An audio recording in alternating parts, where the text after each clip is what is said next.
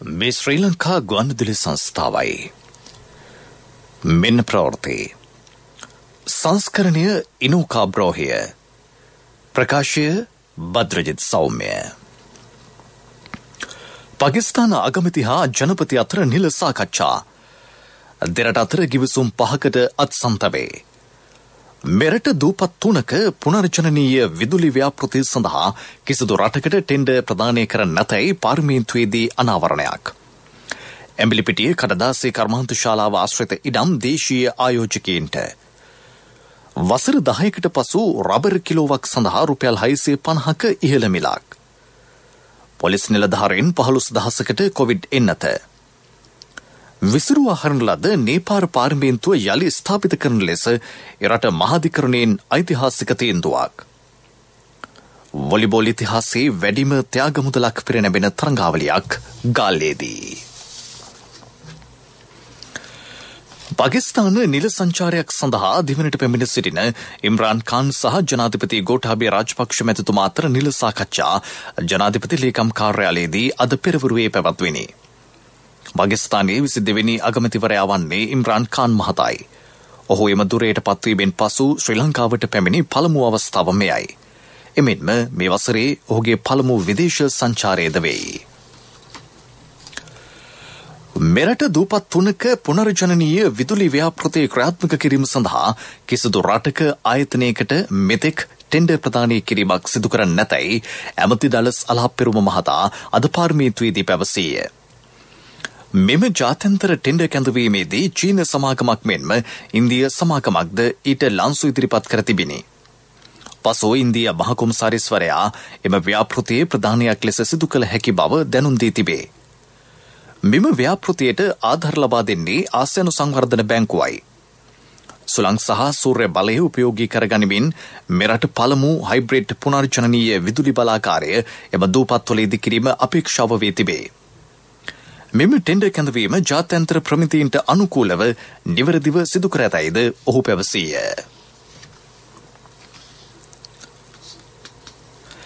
සේවයෙන් ඉවත් කළ පුද්ගලිකාංශයේ සේවකයන් සඳහා සේවය අවසන් කිරීමේ පනත යටතේ ක්‍රියා කරන බව අමාත්‍ය නිමල් සිරිපාල් ද සිල්වා මහතා පවසයි. කම්කරු කොමසාරිස්වරයාට ඒ පිළිබඳ තීන්දුවක් දිය හැකිය. එවැනි පැමිණිලි 200ක් පමණ ලැබී තිබේ. ඒ වයින් කොටසක් විභාග කර අවසන්ය. පාර්ලිමේන්තු මන්ත්‍රී එස්.එම්. මරික්කාර් මහතා පාර්ලිමේන්තුවේදී අද නැගූ ප්‍රශ්නයකට පිළිතුරු දෙමින් ඔහු මේ බව කීවේය. මේ රටේ නීතියක් තියෙනවා සේවය අවසන් කිරීමේ පනත. යම් කම්කරුවෙක් අසාධාරණ විදියට ඒ විදිහට අවසන් කරා නම් සේවය අවසන් කිරීමේ පනත යටතේ කම්කරු කොමසාරිස්වරයාට පැමිණිල්ලක් කරලා ඒ අනුව විභාගයක් පවත්වලා ඒ අවසන් කිරීම අසාධාරණ නම් ඒ පිළිබඳව තීන්දුවක් දෙන්න කම්කරු කොමසාරිස්වරයාට බලය තියෙනවා. දැනටමත් බොහෝ පැමිණිලි සම්බන්ධයෙන් අපි සහනේ සලසලා දීලා තියෙනවා. ඒ පිළිබඳව අපි නීතිමය ක්‍රියාමාර්ගයන්ට අනුව අපි ඒවට කටයුතු කරනවා. පාර්ලිමේන්තු මන්ත්‍රීවරුන්ගේ ප්‍රශ්න ඇසීම සීමා කිරීම පක්ෂ නායක රැස්වීමේදී ගත් තීරණයකට අනුව සිදු කළ බව ආණ්ඩු පක්ෂයේ ප්‍රධාන සංවිධායක අමාත්‍ය ජොන්ස්ටන් ප්‍රනාන්දු මහතා පවසයි.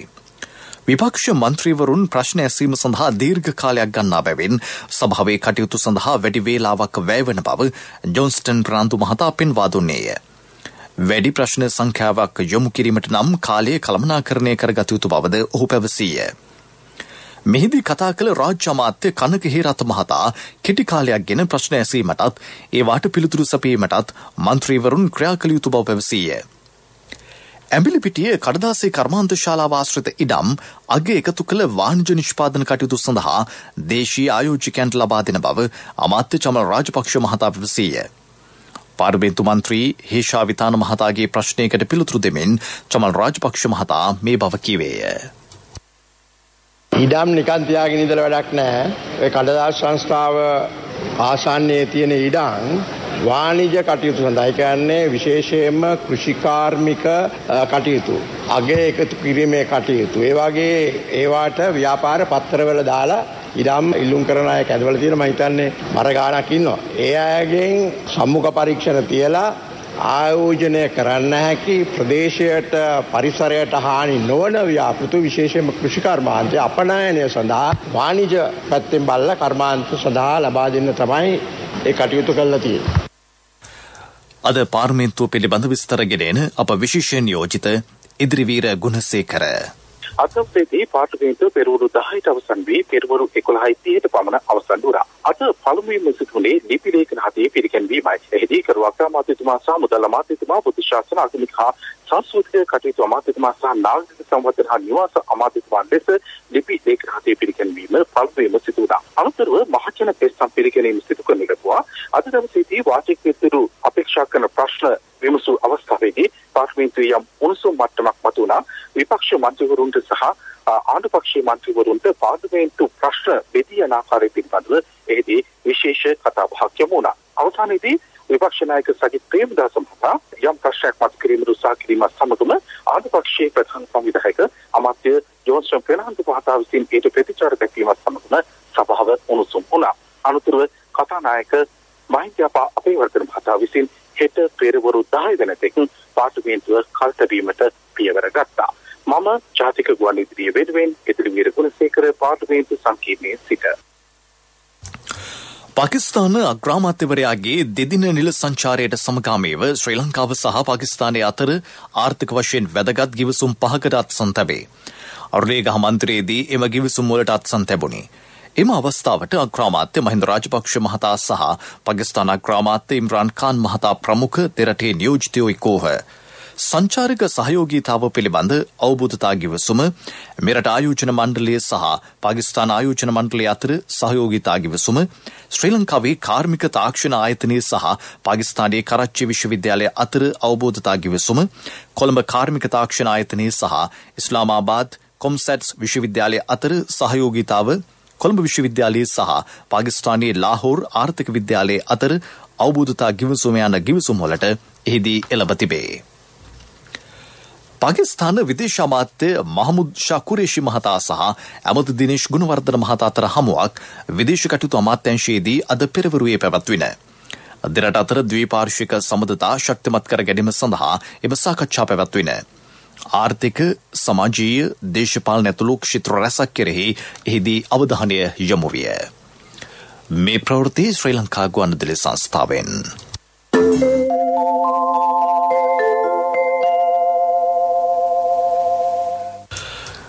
අධ්‍යයන පොදු සහතික පත්‍ර සාමාන්‍ය පෙළ විභාගය ලබන මාස 1 වෙනිදා සිට 10 වෙනිදා දක්වා දීපව්‍යාප්තව පැවැත්වීමට කටයුතු ද ඇතැයි විභාග කොමසාරිස් ජෙනරාල් සනත් පූජිත මහතා පවසයි. කොවිඩ් තත්ත්වයේ සැලකිල්ලටගෙන සෞඛ්‍ය මාර්ගෝපදේශවලට අනුව විභාගය පැවැත්වේ. පවතින තත්ත්වයේ සැලකිල්ලටගෙන සිසුන්ට විශේෂ විභාග මධ්‍යස්ථාන 40ක් වෙන් කර ඇතැයි හෙතම කියයි. ජාතික ගුවන්විදුලි ස්වදේශීය සේවය ඔස්සේ ප්‍රචාරයෝ ජනහමුව වැඩසටහනට එක්වෙමින් විභාග කොමසාරිස් ජෙනරාල්වරයා මේ බව කීවේය. විභාගයේ ප්‍රායෝගික පරීක්ෂණ මාර්තු 15 වෙනිදායින් පසුව පැවැත්වේ. මෙම වැඩසටහනට එක් වූ අධ්‍යාපන අමාත්‍යාංශයේ අතිරේක ලේකම් LMD ධර්මසේන මහතා පැවසුවේ විභාගයේ සාර්ථකව පැවැත්වීම සඳහා අධ්‍යාපන අමාත්‍යාංශය, සෞඛ්‍ය අමාත්‍යාංශය සමග එක්ව විශේෂ වැඩපිළිවෙලක් ක්‍රියාවට නංවා ඇති බවයි. ඒ සඳහා රුපියල් මිලියන 50ක මුදලක් වැය කර තිබේ. මේ වසරේ පළමු පාසල් වාරයේ පළමු අදියර හිටින් අවසන් වේ. පළමු පාසල් වාරයේ දෙවන අදියර ලබන මාස 15 වෙනිදා ආරම්භේ. ඉදිරි වසර වෙනුවෙන් ශ්‍රී ලංකා නීතිඥ සංගමේ සභාපතිවරයා තෝරා ගැනීමේ නිලවරණය අද පැවැත්වේ.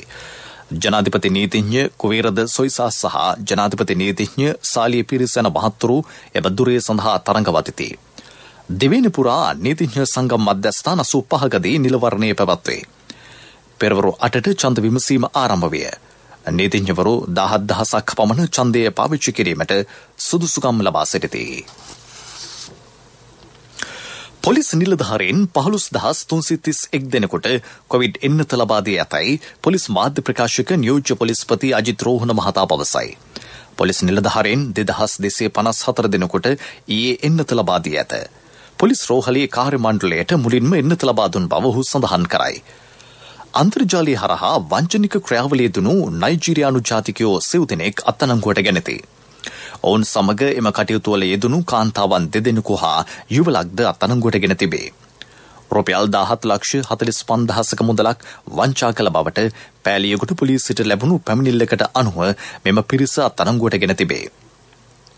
රිය අනතුරු වලින් පුද්ගලයෝ 12 දෙනෙකු මිය ගොස් ඇතැයි පොලිස් මාධ්‍ය ප්‍රකාශකවරයා පවසයි. යතුරුපැදි 8 දෙනෙක් ඒ අතර වෙති. අධිවේගී මාර්ගයේ පොලිස් පරීක්ෂා කිරීම ඉහළ නංවා තිබේ. දක්ෂිණ අධිවේගී මාර්ගයේ අඟුණුකොළ පැලැස්ස පිවිසුම් ස්ථානයේදී හෙරොයින් ග්‍රෑම් 59ක් සමග පුද්ගලයෙකු අත්අඩංගුවට ගෙන ඇත. අද උදෑසන 6න් අවසන් වූ පැය 24 තුලදී නිරෝධායන නීති උල්ලංඝනය කළ පුද්ගලයන් 12 දෙනෙකු අත්අඩංගුවට ගෙන තිබේ. පාදුක ප්‍රදේශයේ රක්ෂිතයක හොර රහසේ නිදන් හාරමින් සිටි සිව් දෙනෙකු පොලිසිය ඊයේ අත්අඩංගුවට ගෙන තිබේ. ජනාධිපතිතුමා දේශපාලන පලිගැනීම් පිළිබඳ සෙවීම සඳහා කොමිසමක් පත් කළේ දේශපාලන වශයෙන් අගතියටපත් පිරිසට යුක්තිය ඉටු කිරීමේ අරමුණින් බව ජාතික ලොතරැය මණ්ඩලයේ අධ්‍යක්ෂ අසංක රන්දිනිය මහතා පවසයි. ජාතික ගුවන්විදුලියේ සුභාරතේ සංවාද මණ්ඩපයට අධ්‍යක්ෂකමින් ඔහු මේ බව සඳහන් කළේය. මෙම අවස්ථාවට කූ මහාචාර්ය ප්‍රතිභා මහානාම හේවා මහතා පැවසුවේ මිෂෙල් බැචලර්ගේ මහත්මියගේ වාර්තාව අද මානව හිමිකම් කවුන්සිලයට ඉදිරිපත් කිරීමට නියමිත බවයි. එහි පළමු වගන්තියෙන්ම ශ්‍රී ලංකාව මිලිටරි වීමක් වන බව සඳහන්ව ඇතැයි ඔහු පැවසීය. රට තුළ එවැන්නක් සිදු නොවන බවත් ජනාධිපතිතුමා ඉහළ ජනවරමකින් පත්වී සිටින බවත් ඔහු පෙන්වා දුන්නේය. ශ්‍රී ලංකාව තමන් සම්බන්ධයෙන් කරුණු දැක්වීමට පෙර චූදිතයකු කරමින් මානව හිමිකම් කොමසාරිස් මිචෙල් බැචලර්ගේ ක්‍රියාකලාපයේ ප්‍රතික්ෂේප කරන බව පැවසූ ඒ මහතා එම ක්‍රියාපිළිවෙත වහම වෙනස් කරගත යුතු බවද පැවසීය. දැන් මානව හිමිකම් කවුන්සිලයේ ඔහොම යනකොට තවත් වාර්තාවක් ඉදිරිපත් කරන්න ඕනේ විශ්ව කාලාන්තර සමාලෝචන වාර්තාව. ඒක අවුරුදු 4කට සැරයක් ගන්න. ඒකේ දින නිර්දේශات අපිට කරන්න වෙනවා. 1960 සිවිල්ලා දේශපාලන අයිතිවාසිකම් සම්මුතිය යටතේ ඒව කරයි කියලා තවත් අවුරුද්දකට සැරයක් වාර්තාවක් කරින්න ඕනේ. ළමා අයිතිවාසිකම් පිළිබඳ වාර්තාවක් කරින්න ඕනේ. ආර්ථික සමාජීය දේශපාලන අයිතිවාසිකම් වෙනුවෙන් මේ වගේ වාර්තාම යන තැන. ඔතන වාර්තාවලින්ම දැන් පිරීලා තියෙන්නේ. වෙන දේවල් තමයි හිටින් පස්සේ රැස්වන්නේ එක එක තීම් එකක් අනුව. තීම් කියලා කියන්නේ තෝරාගත් මානව අයිතියක් සර්වසාධාරණත්වයේ සම්බන්ධ කොහොමද රටවල් කරන්නේ. ඔන්න ඕවා කතා කරලා ඒවෙත් නිර්දේශ දෙනවා. දැන් ඉතින් අර ආව හීට් එක හිටින් පස්සේ පොඩ්ඩක් වැඩි වෙලා ඒ නිසා වෙන දේවල් තමයි එක්සත් ජාතීන්ගේ සංවිධානයේ මානව හිමිකම් ප්‍රඥප්තියේ විශ්ව මානව හිමිකම් ප්‍රඥප්තියේ අයිතීන් 30ක් තියෙනවා. ඒ 30 තියෙන කොටස් තමයි ලංකාව කොහොමද ඉටු කරලා තියෙනවයි කියලා බලන්න. නමුත් ලංකාවට නඩු අහන්න ඉස්සෙල්ලා චෝදිතයා කළා වැරදිකරු කළා නඩු අහන එක්කෙනාම පත් කිරීම අන්තර්ජාතික ලෙස ස්වභාවික නීතිය කඩ කිරීමක් නොවේද කියලා කවුරු හරි කවුන්සිලෙන් අහනවා නම් අපිට වාසියක්. ශ්‍රී ලංකා ගුවන්විදුලි සංස්ථාව දෙවැනි පුරා විහෙර විහාරස්ථානවල සංවිධානය කරන රතන සූත්‍රය සජ්ජායනා කිරීමේ වැඩසටහනේ 120 වැන්න යටිනුවර මැද පළාත පිළිමතලාව ඇඹිලේමේගම ගල්කැටිය පුරාණ විහාරස්ථානයේදී අද පැවැත්වේ. විහාරාධිපති පූජ්‍ය විගුහුම්පොළ චන්දානන්ද ස්වාමීන් වහන්සේගේ අනුශාසකත්වයෙන් මෙය සංවිධානය කර ඇත. පසුරු 6:30 සිට වෙළඳ සිටි FM සහ සියලු ප්‍රාදේශීය සේවා ඔස්සේ රතන සූත්‍ර සජ්ජායනය සජීවීව විසුරුවා හැරේ. මීළඟට ප්‍රමුඛ පුවත. ප්‍රමුඛතම පුවත ඔබ වෙත ගෙනෙන්නේ සිද්ධාලේප ලක්වියාව. වසර 10කට පමණ පසු රබර් කිලෝවක් සඳහා ඉහළ මිලක් වාර්තා වේ. මේ වන විට රබර් කිලෝවක් සඳහා මිල රුපියල් 650ක් දක්වා ඉහළ ගොස් තිබේ. වසර 2011න් පසුව දිගින් දිගටම වෙළඳපොලේ රබර් මිල පහත වැටුණේ. එම වසරේදී රබර් කිලෝවක මිල රුපියල් 650ක් විය. මේ ඉතා වාසිදායක තත්ත්වයක් වුවත් නිර්දේශිත කිරි කැපීමේ ක්‍රමවේදය ඉක්මවා කිරි කපන්නේ නම් අනිසි ප්‍රතිඵල අත්විය හැකිය. 2011 වසරේදී මිල වැඩිවීම නිසා දිගින් දිගටම රබර් කිරි කැපීමට වගාකරුවෝ පෙළඹුණහ. මේ නිසා ගස් වීලි තත්ත්වයට පත් වූ බව ශ්‍රී ලංකා රබර් පරිශ්‍රණයේ නියෝජ්‍ය අධ්‍යක්ෂ ආචාර්ය ප්‍රියානි සෙනවිරත්න මහත්මිය පවසයි. ඉන්පසු රබර් වගාවෙන් දිගින් දිගටම පාඩු ලැබීමට සිදුවිය. රබර් මිල අඩුවීමට වඩා පළදාව ලැබෙන ගස් ගණන අඩුවීම මෙම තත්ත්වයට හේතු වී තිබේ. වර්තමානයේදී මිල වැඩිවීම හේතුවෙන් වැඩිපුර කිරිකැපීමට පෙළඹීමෙන් වේලි ගස් හෙවත් පොත්ත තැම්බුණු ගස් ඇතිවීමේ අවධානමක් පවතී. ප්‍රමුඛතම පුවත ඔබ වෙතගෙන ආවේ සිද්ධාලේප ලක්වියාව. ශක්ති හඬ අවධානය පිණිසයි. ඔඩවලව ජාතික වන උද්‍යානයේ ආශ්‍රිතව අත්‍යවශ්‍ය පහසුකම් ප්‍රමාණවත් නොවීම නිසා සංචාරකයන්ට දුෂ්කරතාවලට මුහුණ දීමට සිදු වී තිබේ. දිනපතා මෙහි පැමිණෙන සංචාරකයන්ට මූලික පහසුකම් පවා අවම තත්ත්වයක පැවතීම නිසා වැඩි වේලා රැඳී නොසිට ඔවුන් පිටත්ව යන බව ප්‍රදේශවාසීහු මෙන්ම ව්‍යාපාරිකයෝ පෙන්වා දෙති. මේ හේතුවෙන් විශාල ආදායමක් තමන්ට අහිමි වන බව ඔහු පෙන්වා දෙති. සබරගමු පළාත් සභාවට අයත් මෙම සංචාරක කලාපයේ අවට නවාතැන් පහසුකම් ආරක්ෂාව හා මූලික පහසුකම් සංවර්ධනය කර සංචාරකයන්ට පහසුකම් සලසන ලෙස ජනතාව අදාළ බලධාරීන්ගෙන් ඉල්ලා සිටිති. ලෝක ප්‍රවෘත්ති අනුග්‍රහය පීපල්ස් ලීසින් ලීසින් විප්ලවයට ඔබත් එක්වන්න. කිසිදින නොලැබෙන අසම සම ලීසින් වාරික සමගින් අවම පොලියකට විස්තර දැනගන්න ළඟම පීපල්ස් ලීසින් ශාඛාවකට පිවිසෙන්න. නැත්නම් කතා කරන්න 0112 206 300. People's leasing විශ්වාසයේ ප්‍රමුඛයා. නේපාලයේ ජනාධිපතිවරයා විසින් විසිරුවා හඬු ලද පාර්ලිමේන්තුව යලි ස්ථාපිත කරන ලෙස එරට මහාධිකරණයේ ඓතිහාසික තීන්දුවක් ලබා දී තිබේ. අගවිනිසුරු හොලන්ද්‍ර ශුම්ෂර් රානාගේ නායකත්වයෙන් යුත් 5 දෙනෙකුගෙන් සමන්විත ව්‍යවස්ථාදායක වෙනසුරු මඩුල්ල මෙම නියෝගය ඊයේ ලබා දී තිබේ. එරට ජනාධිපති බින්දාදේවි බන්දාරි මහත්මිය ඉකුත් වසරේ දෙසැම්බර් 20 වෙනිදා පාර්ලිමේන්තුව විසිරුවා හැරීමෙන් මේ වසරේ අප්‍රේල් මැයි මාසවල මැතිවරණයක් ප්‍රකාශයට පත් කළාය. එම තීරණය ශ්‍රේෂ්ඨාධිකරණයේ මෙලෙස අවලංගු කර තිබේ. ඒ අනුව නේපාලයේ පාර්ලිමේන්තුව නැවත ස්ථාපිත කිරීමට පියවර ගත යුතු වේ.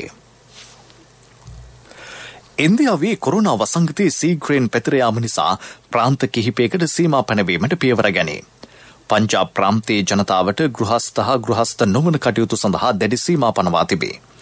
ප්‍රාන්තයේ ප්‍රධාන අමාත්‍යවරයාගේ මැදිහත්වීමෙන් මෙම ක්‍රියාමාර්ගයට එළඹ ඇත. මේ යටතේ යම් ස්ථානයක් තුළ රැස්විය හැකි සංඛ්‍යාව 100කට සීමා කර ඇත. ඉදිමහනේ රැස්විය හැකි සංඛ්‍යාව 200කට සීමා කර තිබේ.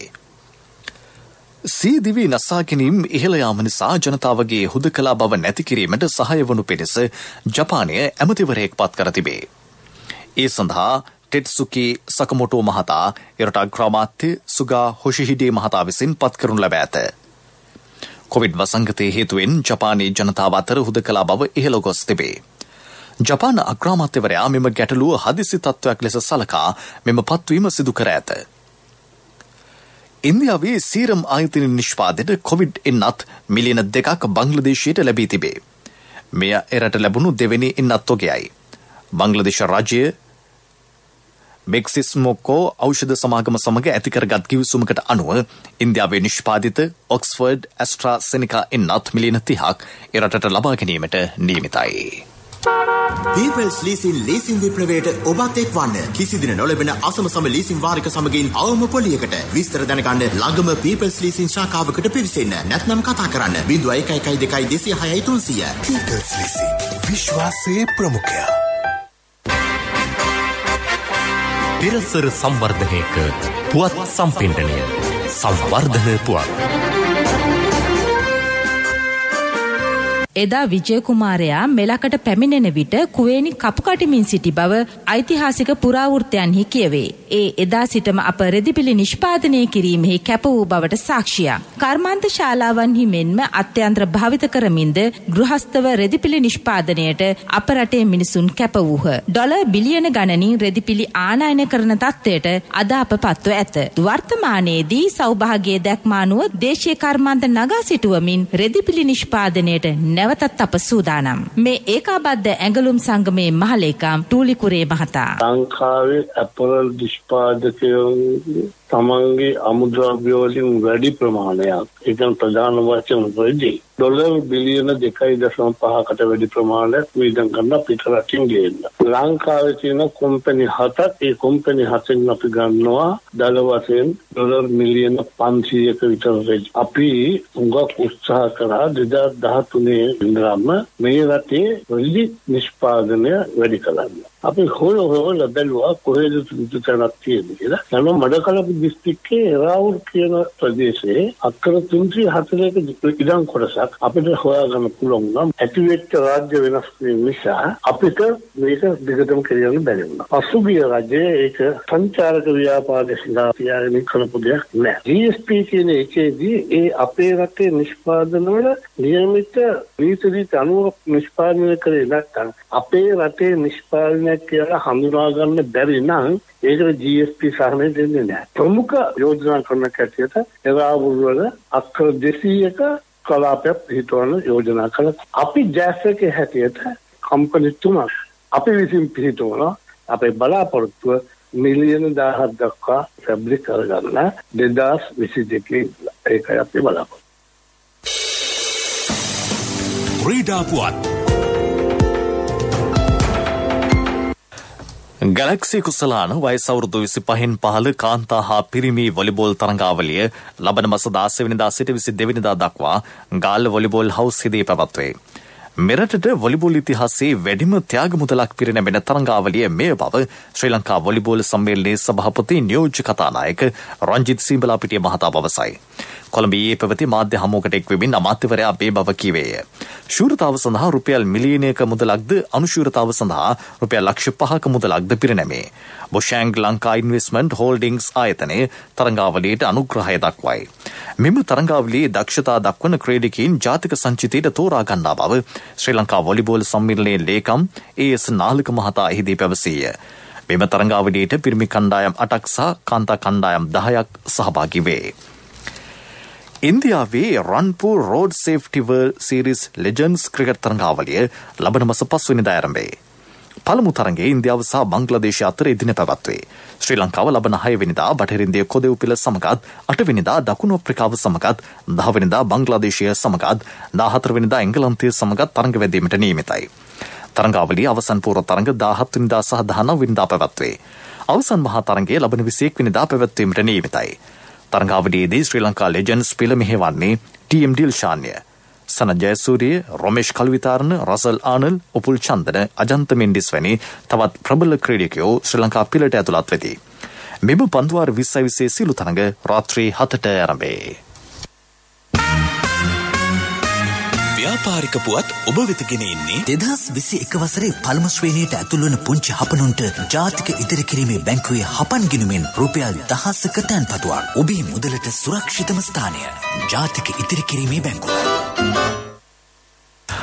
අලුතින් පිහිටවීමට යෝජිත කිතුල් සංවර්ධන මණ්ඩලය සඳහා නිල ලාංඡනය සකස් කිරීමට කිතුල් වගාව පිළිබඳ අත්දැකීම් ඇති පුද්ගලයින්ගෙන් නිර්මාණ භාර ගැනීමට අදහස් කරේ.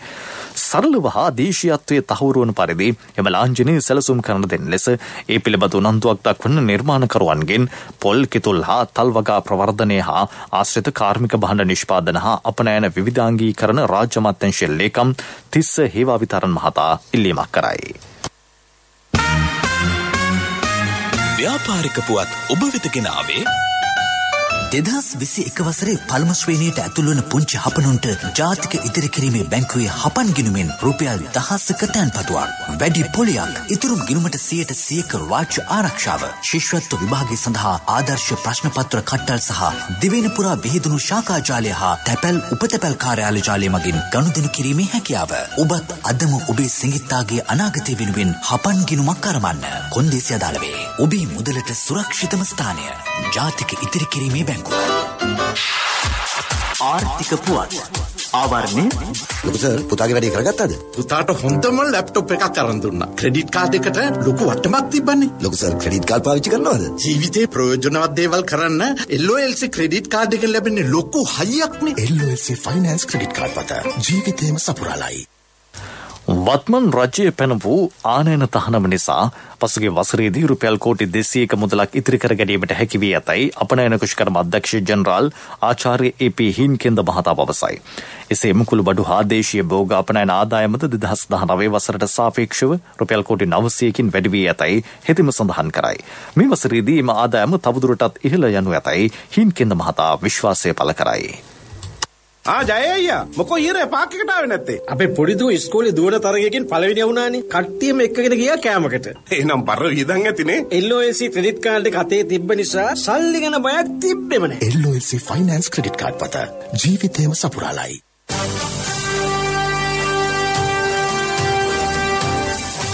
කාලගුණ වාර්තාව. නැගෙනහිර සහ ඌව පළාත්වලත් පොළොන්නරුව මාතලේ සහ නෝරෙලේ දිස්ත්‍රික්කවලත් වැසිවාර කිහිපයක් ඇතිවන බව කාලගුණ දෙපාර්තමේන්තුව පවසයි. බස්නාහිර සහ සබරගමු පළාත්වලත් ගාල්ල මාතර සහ මහනුවර දිස්ත්‍රික්කවලත් රාත්‍රී කාලයේ තනින් තන වැසි හෝ ගිගුරුම් සහිත වැසි ඇතිවේ. ඇතැම් ස්ථානවල මිලිමීටර 50ක පමණ තරමක තද වැසි ඇතිවිය හැකිය.